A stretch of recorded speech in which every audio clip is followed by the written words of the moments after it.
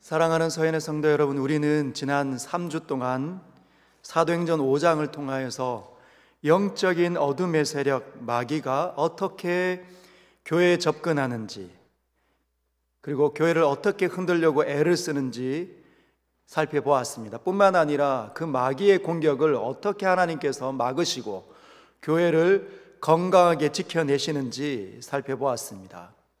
마귀는 첫 번째 교회 내부를 흔들어 보려고 애를 씁니다. 아나니아와 삽비라 사건을 기억하시죠? 높아지고 싶고 그런 욕망에 사로잡힌 사람이 마귀의 눈에 띄면 마귀가 절대로 가만히 내버려 두지 않습니다. 그를 붙잡고 그를 흔들어서 교회를 흔들 수 있는 그 마귀의 도구로 삼고자 애를 쓴다는 거죠. 그러나 하나님께서는 그 마귀의 공격을 아무것도 아닌 것으로 만들어 버리십니다. 마귀가 가지고 있는 그 거짓, 그 소동, 그 탐욕을 드러내시는 분이시지요. 그래서 교회에는 거룩한 하나님을 향한 두려움이 내려올 수밖에 없고, 하나님을 더 깊이 인식하면 할수록 하나님 앞에 마음을 조심할 수밖에 없습니다. 입을 조심할 수밖에 없습니다. 행동을 조심할 수밖에 없는 거죠. 그렇게 되면 인간 사회에서는 약간 위축되는, 교회 내부가 약간 경직될 수 있는데 주님께서는 그렇게 되지 않도록 역사하셨습니다. 이후에 볼 수 없었던 표적, 그 사인과 기적 같은 일들이 얼마나 많이 일어났는지 모릅니다. 하나님께서 사인을 베풀어 주신다, 하나님께서 놀라운 일들을 행하신다. 어떤 메시지일까요? 어떤 사인입니까? 이전에 보지 못했던 것이 느껴지고 이전에 알지 못했던 것들이 깨달아지는 것은 내가 너희를 지킨다는 사인입니다. 사랑하는 성도 여러분에게 그런 사인이 임하길 주님의 이름으로 축복합니다. 여러분, 심지어 사람들이 베드로와 또는 사도들이 지나갈 때 환자를 요에 눕혀가지고 길거리에 두었습니다. 그들의 그림자라도 혹시나 닿으면 기적 같은 일들이 일어날까봐.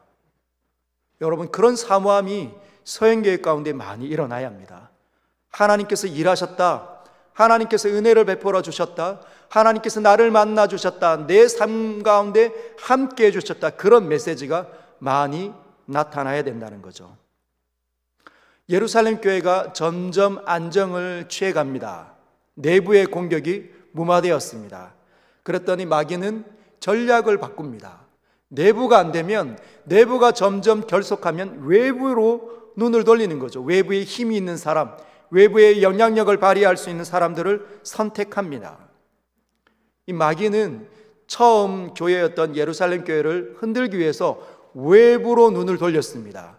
대제사장과 사두개인들, 당시의 최고의 권력기관들, 사람들은 마음대로 함부로 잡아올 수 있는 권한이 있는 사람들. 여러분, 대제사장과 사두개인들은 예수 믿는 사람들이 눈의 가시였습니다. 정말 꼴불견이었습니다.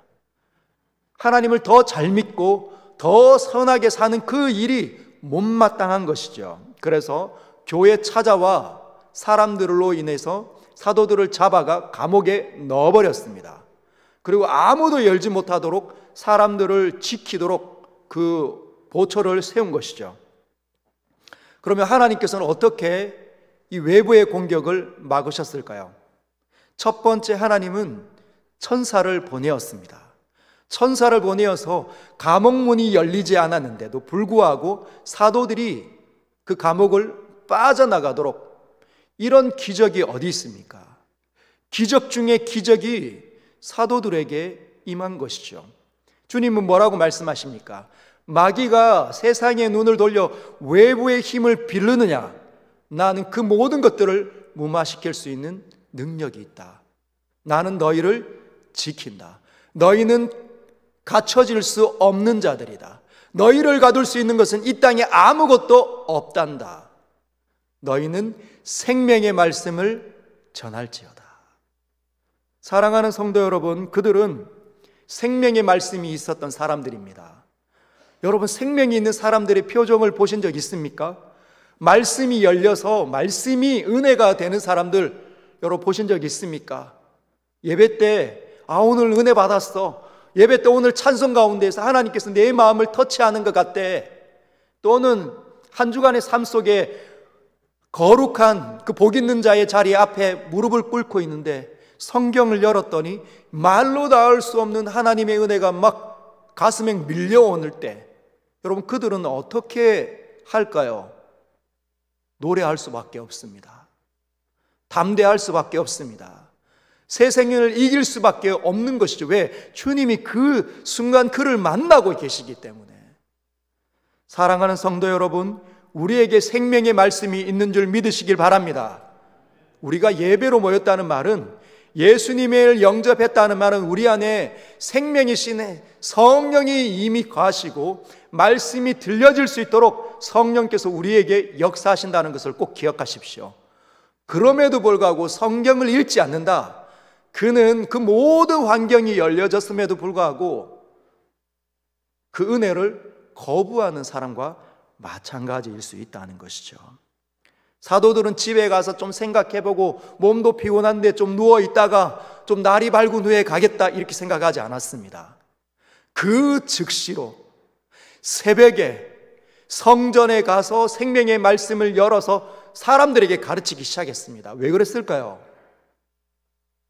너무너무 생생하니까, 이 신앙생활이 너무너무 생생하니까 그렇게 할 수밖에 없었다는 것이죠. 여러분, 대제사장은 포기하지 않았습니다. 다시 사람들을 보내었습니다. 다시 성전에 있는 사도들을 잡아다가 이제는 사내들인 공의회에, 그의 스승이었던 예수를 죽였던 그 사내들인 공의회에 세우고 재판을 받게 했습니다. 대제사장이 포기하지 않는 거죠. 무슨 사인일까요? 마귀가 포기하지 않는 겁니다. 마귀가 하나님의 은혜 가운데 들어가고 있는 사람들을 절대로 그냥 내버려 두지 않습니다. 하나님과 영원한 사귐이 있었던 아담과 하와가 이렇게 무너져서 온 세상이 죽음 가운데 들끓는 모든 미움과 시기와 질투에 갇혀서 갈등하고 분열하는 이 시기가 올 만큼 마귀는 집요하다는 거죠.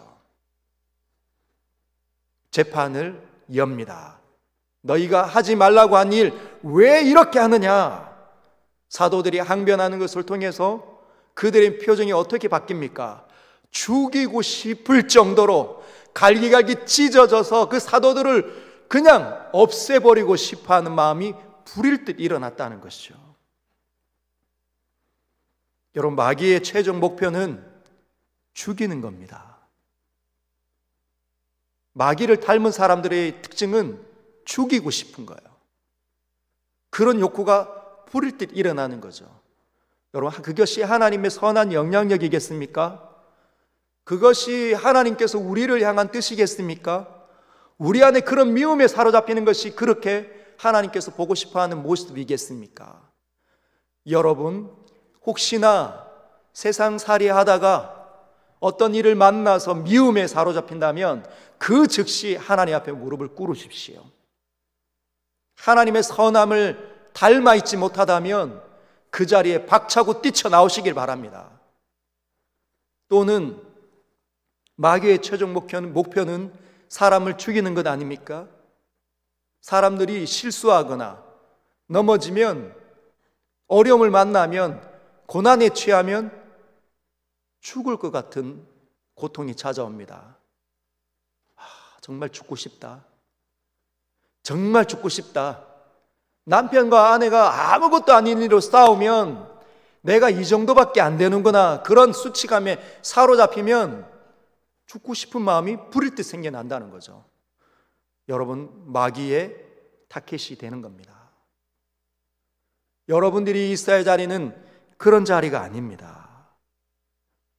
여러분, 기억하십시오. 마귀가 집요하게 포기하지 않지만 하나님도 절대로 우리를 포기하지 않습니다.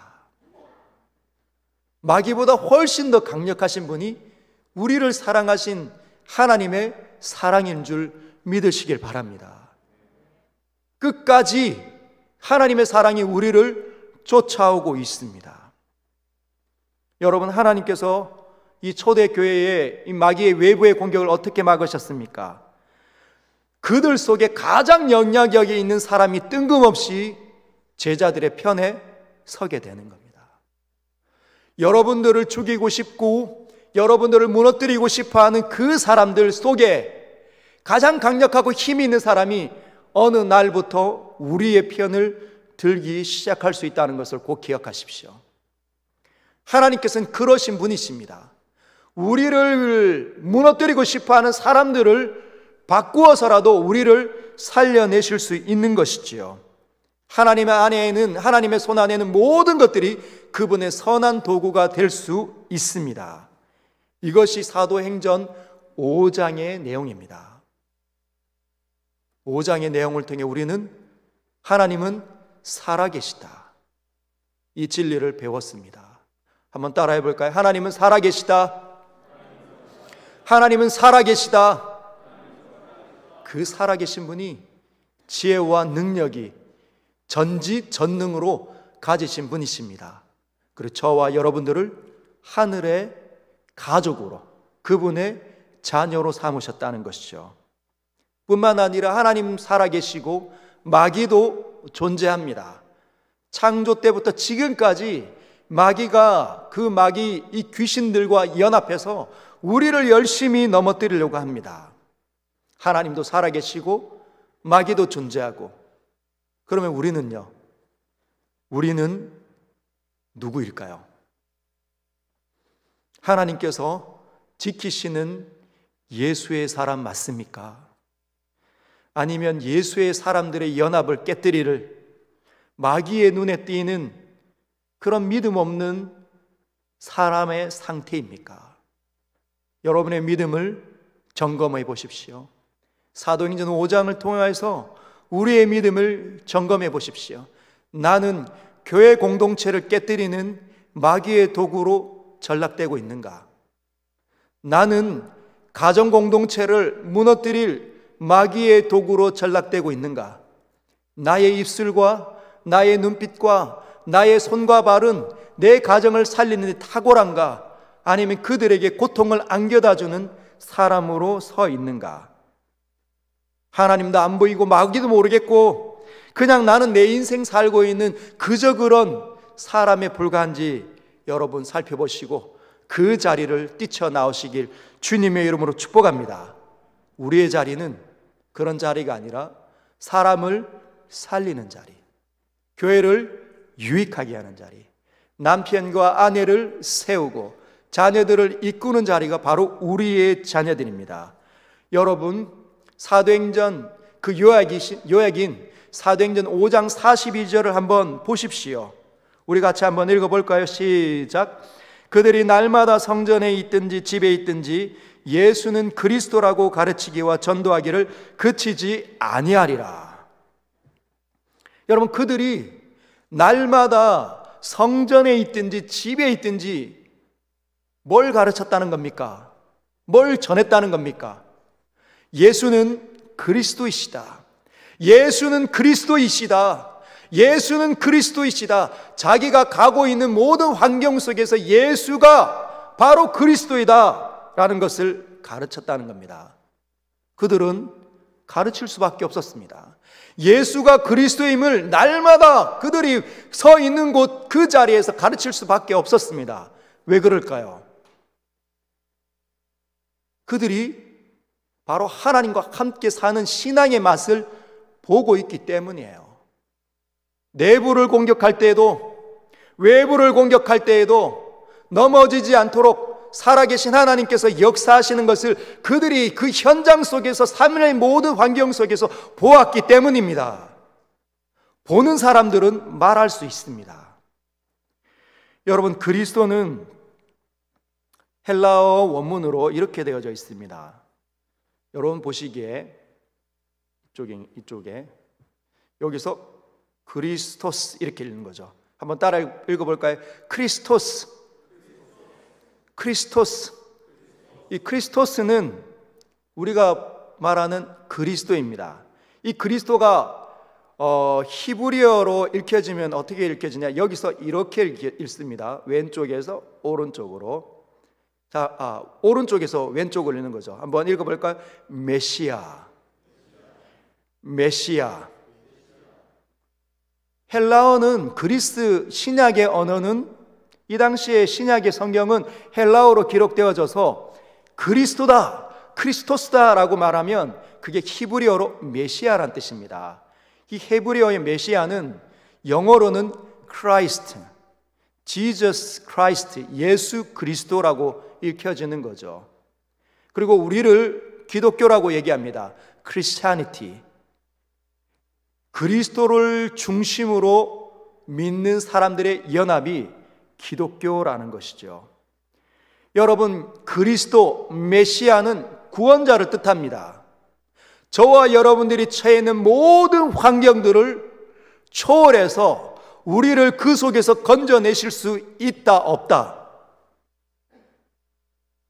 여러분, 있다, 없다? 있다는 뜻입니다. 예수가 그리스도라는 말은 내가 처해 있는 이 절망적인 상황에서 나를 건져내실 수 있는 분이 누구라고요? 예수라는 겁니다. 그래서 예수가 그리스도이시다. 예수가 그리스도이시다. 다른 어떤 그 사람이 그리스도가 아니라 예수가 그리스도라는 것입니다. 여러분 믿으십니까? 알고 있습니까? 이것을 경험한 사람들만이 전할 수 있는 거죠. 여러분, 맛집을 이렇게 누군가를 통해서 이렇게 인도되어져서 맛집에 가서 맛있는 음식을 먹으면 누가 생각이 납니까? 집에 있는 아내와 자식들이 떠오르고 또는 사랑하는 부모님이 떠오릅니다. 그래서 언젠가는 그들에게 이 맛있는 것 나만 먹으면 안 되겠다. 그 사람들과 함께 나누면 좋겠다. 그래서 생각을 하는 거죠. 왜 그런 생각합니까? 그 음식이 너무너무 맛있는 거예요. 너무너무 맛있을 뿐만 아니라 나만 맛있는 게 아니라 사람들이 몇 시간 동안 줄지어서 먹을 만큼 기다리니까 이 광경을 내 사랑하는 사람들에게 알려주고 싶은 겁니다. 경험했기 때문에, 맛보았기 때문에. 사랑하는 성도 여러분, 이들은, 이 초대교회의 이 사도들과 성도들은, 그들은 예수가 그리스도이심을 맛본 사람들입니다. 그들의 절망적인 상황, 어떤 상황에든지 상관없이 예수께서 그들을 건지시고 인도하시고 그들에게 말로 닿을 수 없는 기쁨을 주시는 분이셨습니다. 사랑하는 성도 여러분, 경험하고 있습니까? 신앙생활은 실제입니다. 뜬구름 잡는 게 아니에요. 여러분과 우리의 삶 가운데 실제로 일어나야 된다는 거죠. 이 사실을 잘 안 다윗이 이렇게 우리에게 도전합니다. 시편 34편 8절. 너희는 여호와의 선하심을 맛보아 알지어다. 그에게 피하는 자는 복이 있도다. 이 다윗이 얼마나 하나님의 선하심을 맛본 사람입니까? 그는 시편을 지을 만큼, 수많은 시편을 지을 만큼 하나님의 선함을 경험한 사람입니다. 그래서 사람들이 얘기하는 거죠. 그렇게 절망하지 마라. 그렇게 두려운 가운데 신음하고 있지 마라. 넘어져 있지 마라. 하나님의 선하심을 제발 좀 맛보아라. 우리에게 도전하고 있다는 겁니다. 여러분, 우리가 맛보고 있지 못하다는 건 어쩌면 우리의 믿음이 이 세상살이 하다가 믿음이 점점 약해졌다는 증거이고, 어쩌면은 마귀의 유혹과 그 시험에 넘어가 있고 있을 수 있다는 것을 꼭 기억하십시오. 예수 믿는 사람들의 자리는 예수는 그리스도다 말해야 되는 이 가장 놀라운 하나님과 함께하는 삶인 줄 여러분 믿으시기를 바랍니다.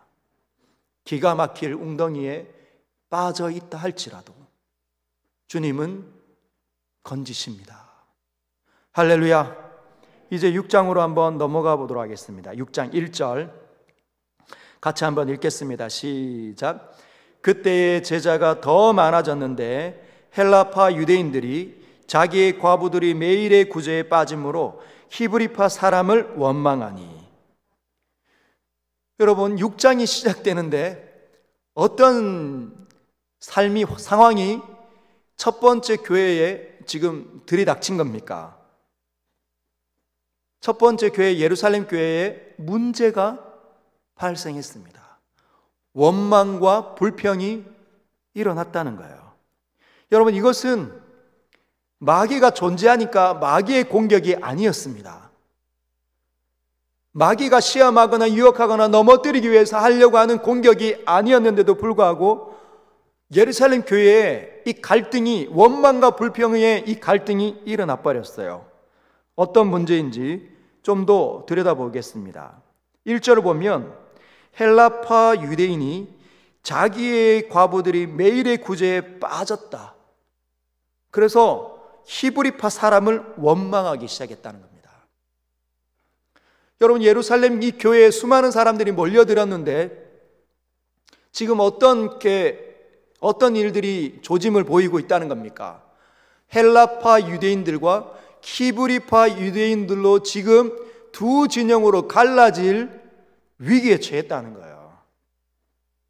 이 헬라파 유대인들이라는 말은 헬라 지역, 여러분 이 당시는 로마가 지배하던 시기였기 때문에 로마 제국 전 나라에는 유럽과 북아프리카와 이 터키와 그리스 땅이 이 수리아 땅까지, 지금의 시리아 땅까지, 예루살렘 땅까지 로마가 지배를 했는데 이 로마의 주된 언어가 뭐냐면 헬라어입니다. 헬라어. 헬라는 지금의 그리스의 문화를, 그리스 언어와 그리스 문화, 그리스 세계관, 그리스의 철학을 가지고 지금 로마를 다스려 왔습니다. 그런데 예루살렘, 지금 이스라엘 땅에 있는 이 사람들이 원래 히브리인들인데 이 사람들이 지금 전역으로 흩어지다 보니까 이제 장사를 하러 또는 어떤 이유에 흩어져서 이곳저곳에서 살다 보니 2세대들이 그 지역에서 태어난 겁니다. 헬라파 유대인들이, 히브리인들이 생겨난 거죠. 유대인들이, 그 헬라파 유대인들이 어느 순간에 이스라엘 땅으로 여행 왔다가 예수 믿기 시작하면서 지금 예루살렘 첫 번째 교회 가운데 멤버로 들어와 있는 겁니다.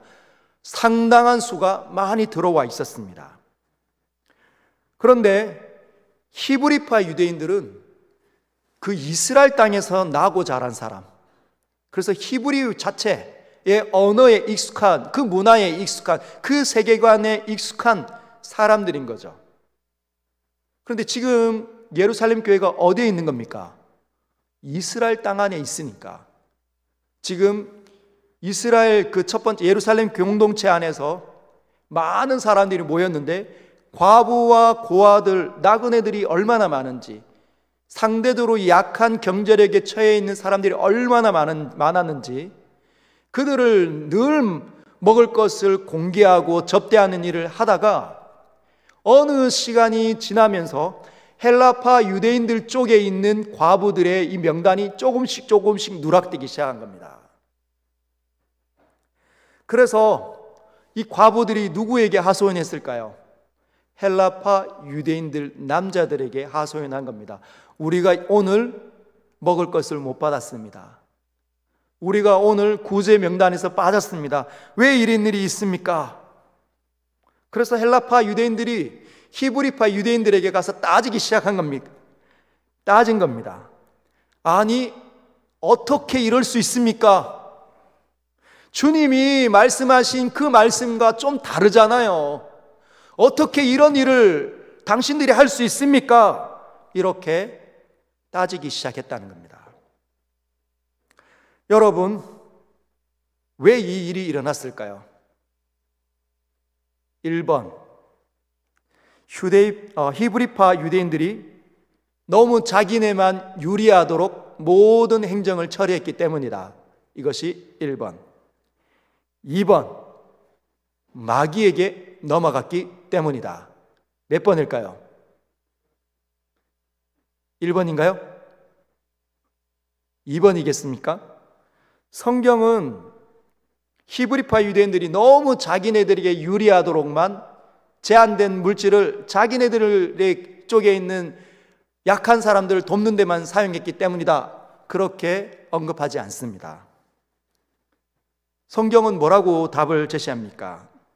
6장 1절에 그때의 제자가 더 많아졌는데, 성경은 단순히 그때의 제자가 예수님을 믿겠다, 예수님을 따르겠다라고 말했던 제자가 더 많아졌기 때문에 이 일이 발생했다라고 우리에게 가르치고 있습니다. 너무 많이 수적으로 불어났기 때문에 지금 이 일이 일어났다는 거예요. 여러분, 교회의 장점이 단점을 가지고 온 것입니다. 언제든지 장점은 시간이 지나면 변질되어져서 단점이 될 수 있다는 것을 꼭 기억하십시오. 여러분, 예루살렘 첫 번째 교회에 어떤 장점이 있는 겁니까? 첫 번째는 주님의 은혜가 넘치는 사인, 그 표적, 그 일들이 실제로 많이 나타났기 때문이라는 겁니다. 이것이 단점입니까? 장점입니까? 여러분, 이것을 바라고 있잖아요. 내 삶 속에 하나님의 살아계심을 좀 많이 경험했으면 좋겠습니다. 이것이 우리의 바람인데 예루살렘 교회는 이 일들이 많이 일어났다는 겁니다. 이것이 장점 아닙니까? 그래서 이 장점에 노출된 사람들은 예수가 바로 그리스도 맞다, 예수가 그리스도이다, 정신 차리고 예수님을 더 많이 알기를 바란다. 여러분, 확신 넘치는 신앙인이 되면 전도하는 거죠. 내 삶 속에 확신이 넘치는데 전도 안 하겠습니까? 하나님의 살아계심을 경험하는데 그 장점이 넘치는데 전도 안 할까요? 하는 거죠. 그러면 이 장점을 갖고 있는 사람들은 당연히 사람들이 많아질 수밖에 없습니다. 교회에 사람들이 몰려올 수밖에 없는 것이죠. 교회가 숫자적으로 양적으로 성장하는 겁니다. 이것이 장점 아닙니까? 그런데 이것이 단점을 불러왔다는 거예요. 헬라파 과부인들이 구제의 명단에서 조금씩 빠지기 시작했다는 거죠. 그동안 보이지 않았던 예루살렘 공동체의 구조적인 결함이 시간이 지나면서 수적으로 불어나면서 드러나기 시작했다는 겁니다. 이전에는 사도들만으로 예배를 집례하고 말씀을 가르치고 그리고 교회의 여러 가지 행정들을 다 했습니다. 근데 이제는 안 된다는 거예요. 숫자가 적을 때에는 아무런 문제가 되지 않았지만 숫자가 많아질 때는 그들의 숫자로 감당할 수 없다는 겁니다. 한계가 일어나게 되고 한계점에 봉착하게 되면 갈등이 일어나게 돼서 그 공동체가 균열이 일어나게 될 수 있다는 거죠. 여러분, 2절을 한번 보십시오. 12사도가 이렇게 이야기합니다. 12사도가 모든 제자를 불러 이르되, 지금 말하면 공동의회로 온 성도들을 부르는 겁니다. 예배 전체 대공동체로 불러 이르되 우리가 하나님의 말씀을 제쳐놓고 접대를 일삼는 것이 마땅하지 아니하니. 지금 무슨 말을 하는 겁니까? 나 지금 아무것도 일이 안 된다. 사도들이 지금 너무 일이 많아져가지고 아무 일도 하지 못할 지경이다. 탈진할 그 가까운 상태에 나는 빠졌다. 우리들은 빠졌다라고 얘기하는 거죠. 몰려드는 사람들이 어떤 사람들입니까? 원래 하나님의 사람들이 아니었기 때문에 죄악을 먹고 마시는 사람들, 틈만 나면 거짓말하고, 틈만 나면 욕심부리고, 틈만 나면 싸우고, 틈만 나면 헌담하고, 틈만 나면 손가락질하는 사람들 아닙니까? 그런 사람들을 앉혀놓고 뭘 해야 합니까? 예수가 오셨다, 예수가 그리스도다, 이제는 그렇게 살면 안 된다. 너희들 때문에, 우리 때문에, 이런 죄악 때문에 하나님께서 아들을 보내서 죽게 만드신 거다. 그래서 우리는 이제 다른 삶을 살기 시작해야 된다. 이걸 가르쳐야 되는데 이걸 가르치지 못했다는 거예요. 본질적인 사역은 하지도 못하고 수많은 문제의 시간을 다 빼앗겨서 지금 내가 뭐하고 있나 이 생각이 든다는 거죠. 여러분은 어떤 생각이 듭니까? 가정에서 나는 지금 뭐하고 있나? 직장 생활하는데 나는 지금 뭐 하고 있나?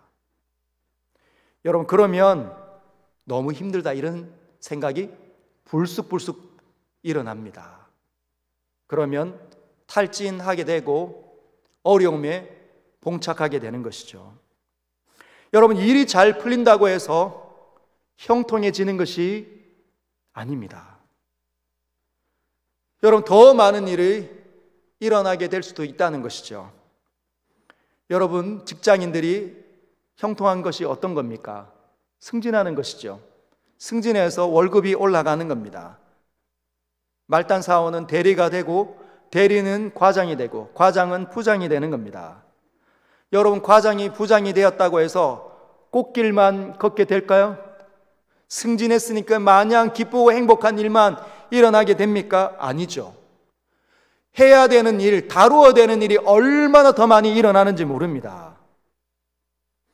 여러분, 결혼을 못하고 있었던 사람, 모태에서부터 솔로인 사람들의 욕구가 뭘까요?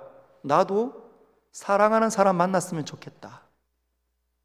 사랑하는 사람 만나서 결혼 한번 해봤으면 좋겠다. 여러분, 사랑하는 사람 만나면 꽃길만 걷게 됩니까? 서로 다른 사람이 만나서 그 다른 기질 때문에 서로 찔려하고 아파하고 받아내는 훈련해야 되고, 결혼하기까지 얼마나 많은 인고의 시간들을 건너가야 되는지 모릅니다. 시댁의 사람들, 시댁의 형제들, 그들의 가족들, 이것이 스트레스로 다가오는 거죠. 다루어야 되는 일들이 얼마나 많은지 모릅니다. 그러나 다루어내지 못하면 우울증과 절망감에 시달리게 되고 불면증에 들어갈 수도 있고 몸도 망가질 수 있다는 것을 꼭 기억하십시오. 그러나 여러분, 위기가 다가 아닙니다. 길이 열린다는 것은 위기가 따라올 수 있지만 그 위기를 극복해내면 성장할 수 있다는 것을 꼭 기억하십시오. 여러분, 혹시 리오넬 메시라는 축구 선수를 알고 있습니까? 메시. 아마 축구를 잘 모르시는 어르신들도 메시 정도는 다 아실 것 같아요. 여러분, 메시는 거의 축구의 신처럼 불리는 사람입니다. 얼마나 축구를 잘하는지. 드리블 그에게 공이 붙어 다니는 것 같아요. 그는 막 달리기만 하고 이쪽 저쪽으로 뭐 이렇게 몸을 비트는 것 같은데 공이 그냥 그 사람을 다 따라다니는 거죠. 그리고 슛을 하면 사람들 사이사이로 해서 바나나 킥으로 골대 사이로, 골대 안으로 싹 들어갑니다. 얼마나 기가 막힌지. 이 리오넬 메시가 6살 때 축구를 너무 좋아해서 두각을 나타냈다고 합니다. 그래서 프로 명문 축구팀에서 리오넬 메시를 딱 보고 스카웃을 딱 했습니다. 그런데 얼마 지나지 않아서 이 6살 언저리에 있는, 우리나라로 나이로 하면 약 7살 정도 되는 거죠. 이 아이가 또래 아이들보다 너무 작은 겁니다. 몸집도 왜소하고 한 10cm 정도는 작았던 것 같아요. 그래서 검사를 해보니까 2천만 명 중에 1명이 걸리는 성장 호르몬 결핍증에 걸린 겁니다. 2천만 명에 1명. 우리나라로 하면 한 3명 있을까 말까 하는, 우리나라 전 인구에 3명 있을까 말까 하는 그 희귀병에 리오넬 메시가 걸린 거예요. 어릴 때부터. 근데 그 아버지가 청소부고 집안 환경이 너무 좋지 않았습니다. 근데 이 치료제가 있는 거예요. 이 치료제가 너무너무 비쌌습니다. 성장 호르몬 주사를 맞아서 치료를 하게 되는데 한 달에 100만 원 이상이 드는 거죠.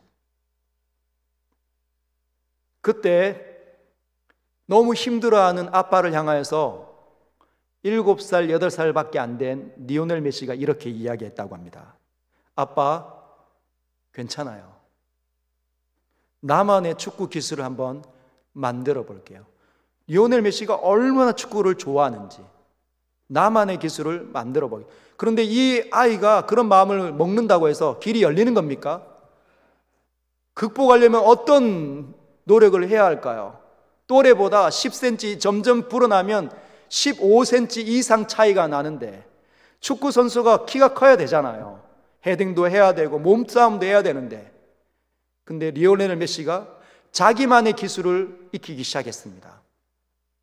나는 또래들보다 키가 작으니까. 아이들은 키가 크면서 뒤뚱뒤뚱거리는 거죠. 근데 이 아이는 무게중심이 낮은 겁니다. 민첩한 거예요. 재빠르게 움직이는 거예요. 열심히 뛰고 열심히 드리블하고 열심히 슛하는 것을 하루에 10시간 이상씩 했다고 합니다. 그래서 지금 리오넬 메시가 된 거예요. 그래서 이것을 보고 희귀병에 걸려 있지만 FC 바르셀로나에서 그 아이를 스카우트 해갑니다. 10대 중반에. 근데 그 아이가 지금도 뭐 보니까 170대 있는 것 같은데 170 안 돼 보이잖아요. 그런데도 세계의 최고의 사람이 되었습니다. 여러분, 약함을 강함으로 만들어낼 수 있는 거죠. 누가요? 사람들이. 저와 여러분들은 사람입니다.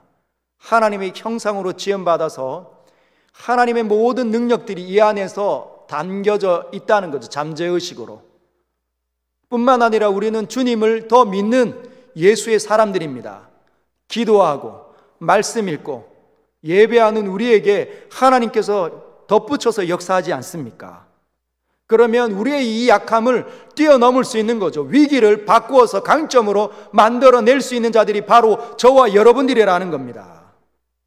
그러려면 문제를 제대로 파악할 수 있어야 합니다. 이들이 문제를 어떻게 본 겁니까? 문제의 핵심을 들여다본 거죠. 일이 너무 많다. 내가 다 할 수 없다. 일손이 너무 부족하다. 자기 반성을 한 겁니다. 여러분들의 삶을 한번 들여다보십시오. 가만히 들여다보면 해결책이 많습니다. 불가능해 보이고 지금은 절망스러운 것 같이 보이는 그런 문제도 가만히 들여다보면 해결책이 반드시 보인다는 거죠. 그리고 기도하십시오. 여러분, 야고보서 1장 5절에 이렇게 되어져 있습니다. 같이 한번 읽어볼까요? 시작. 너희 중에 누구든지 지혜가 부족하거든 모든 사람에게 후히 주시고 꾸짖지 아니하시는 하나님께 구하라. 그리하면 주시리라. 할렐루야. 지혜가 부족하다고 생각 들면 하나님 앞에 엎드리십시오. 하나님의 이름을 부르십시오. 그러면 하나님은 모든 사람에게 후하신 분이십니다. 자기를 찾는 자들에게 주님은 열려주시는 분이십니다. 감추어지지 않습니다. 주님을 간절히 바라면 그 일들이 일어나게 되어져 있다는 거죠. 여러분, 그래서 이 사도들이 3절과 4절을 통하여서 이렇게 제안을 합니다. 문제를 파악하고 난 다음에 해결책을 제시하는 거죠. 형제들아, 너희 가운데서 성령과 지혜가 충만하여 칭찬받는 사람 7을 택하라. 우리가 이 일을 그들에게 맡기겠다. 우리는 오로지 기도하는 일과 말씀 사역에 힘쓰리라. 해결책이 7 집사를 세우는 것이죠. 여러분, 위기였지만 이때부터 교회가 시스템화 되기 시작했습니다. 조직적으로 움직여지기 시작한 것이죠. 이전에는 그냥 함께 뭉쳐가지고 누구나 할 것 없이 다 매달려가지고 주먹구구식으로 일을 하던 방식이 이제 정돈이 되고, 일꾼들이 세워짐을 통해서 사도들의 일과 집사들의 일로 나누어서 이 교회가 점점점 시스템, 조직화되기 시작한 것입니다. 물이 흐르도록 만들어지기 시작했다는 거죠. 어떤 한 부분이 막혀 있는데 그 부분을 제거하고 나니까 물이 쫙 흘러가는 겁니다.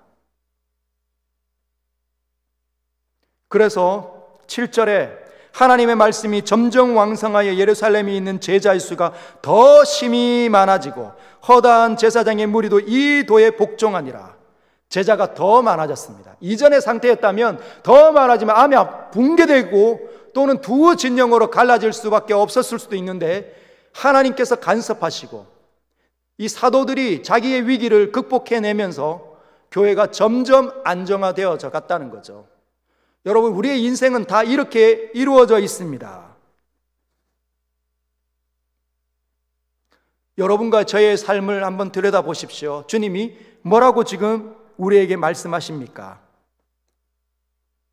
역사의 첫 번째 교회는 자라고 있었던 것입니다. 자라려면 몸이 자라는 것처럼 머리도 함께 자라야 균형이 맞춰지는 거죠. 저와 여러분들도 자라야 합니다. 인생이 내가 지금 벌써 오랜데 내 나이가 60이 넘어가는데 저도 자라야 합니까? 여러분, 죽을 때까지 자라야 합니다. 내가 60이 넘어서 남편으로서, 아내로서, 또는 어머니로서, 할아버지로서, 아버지로서 그 일들을 내가 충실하게 하지 못한다는 말은 자라고 있지 않았다는 거예요. 시간은 흘렀을 뿐입니다. 시간이 흐른 만큼, 인생을 산 만큼 우리가 자라지 못했기 때문에 자라야 된다는 거죠. 어느 자리까지? 그리스도의 장성한 분량에 이르기까지 자라야 합니다. 할렐루야. 그래서 지금 우리가 있는 이곳, 우리의 처한 상황, 직장, 가정, 어려움, 그 모든 환경들, 여러분, 자랄 수 있는 기회로 하나님께서 우리를 이끌어 가신 겁니다. 학생 여러분들은 공부를 열심히 하시고, 직장인들은 최선의 삶을 통해서 하나님을 의지함으로 직장 속에 서 계십시오.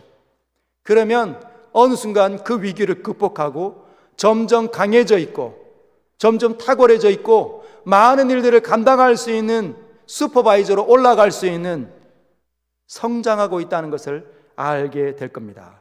그러면 우리는 이렇게 외치겠죠. 예수는 그리스도이시다. 예수는 그리스도 맞다. 그렇게 하나님 앞에 선포하며 이웃들에게, 나를 만나는 사람에게 복음을 전해줄 수 있게 되리라 믿습니다.